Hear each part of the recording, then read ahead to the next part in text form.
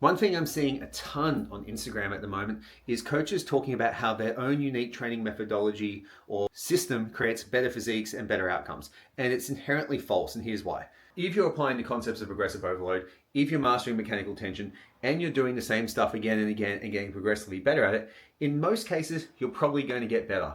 Now, what a lot of coaches don't do is they put their preferences and they find ways to justify that as a way that everyone should train.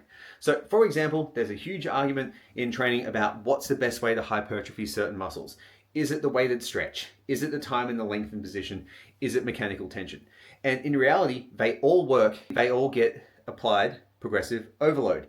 Now, if we want to get really granular, we can actually see that the weighted stretch only works for a couple of different muscles due to their unique muscle architecture. Now, that doesn't mean that doing standard exercises is going to be the best way all the time, because the person's training preference will matter. But it's a disingenuous take. It's a lie, basically straight up front, to say that your method is better because of some mechanism that can't fully be explained by science. It's simply a preference that you have rather than a truth. And a lot of people actually said, hey, I actually prefer training this way. I think it's really good for hypertrophy. I've seen some great results. Why wouldn't you try it?